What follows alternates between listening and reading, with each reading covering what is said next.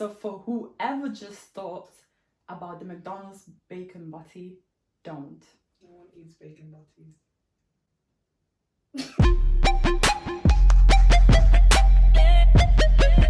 Hi guys, welcome back to my channel. You're watching Fit with Nessa.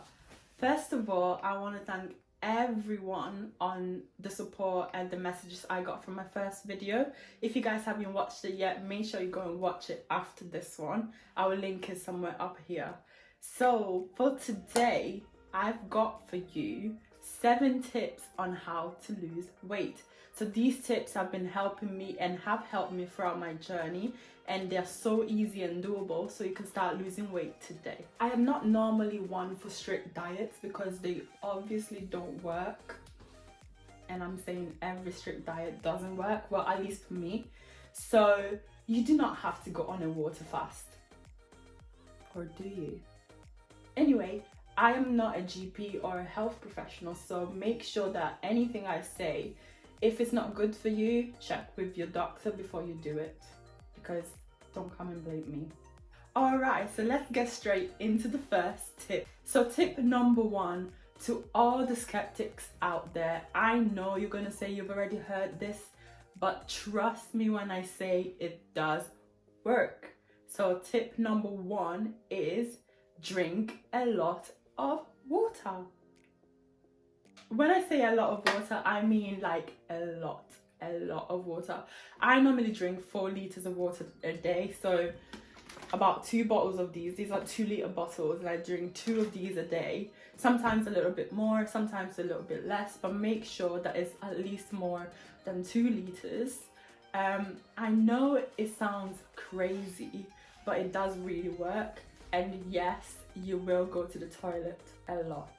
But anyway, I suggest that you start with about 1.8 liters. That's the minimum 8 glasses a day that they recommend, and work your way up slowly but surely. So you can start by spreading it out throughout the day, and just make sure that by the end of the day you have at least drunk 2 liters a day.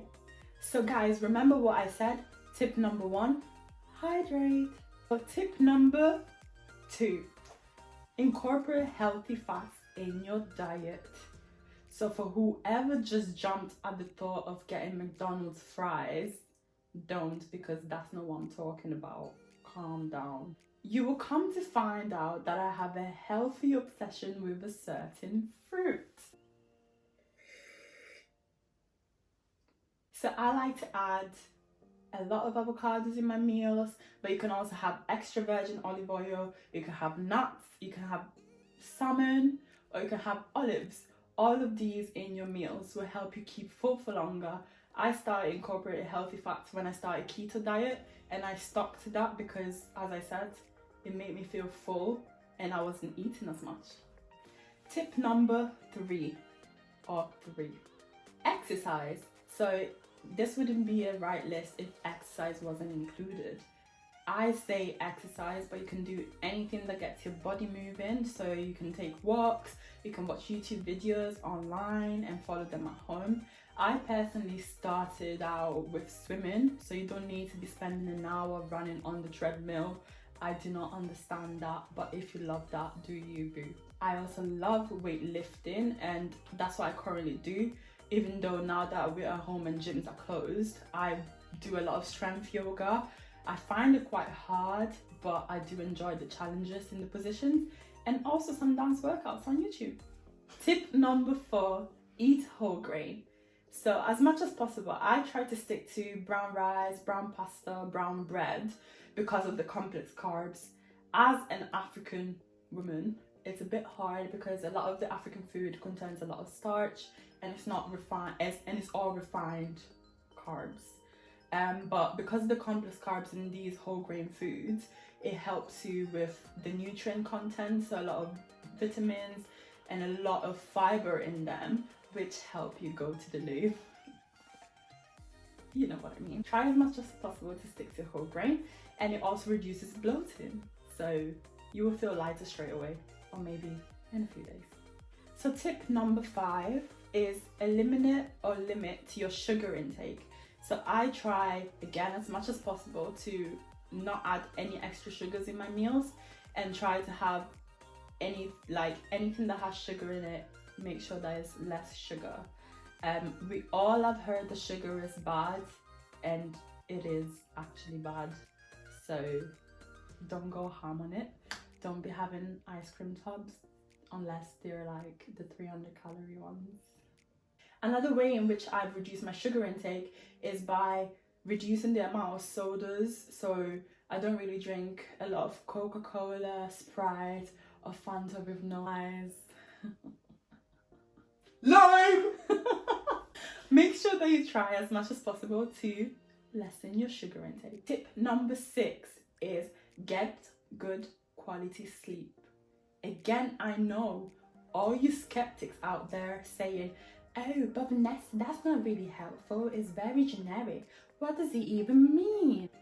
Well, let me ask you this. Have you actually tried for a good period of time to get good quality undisturbed sleep? Well, you better do, because it does really help.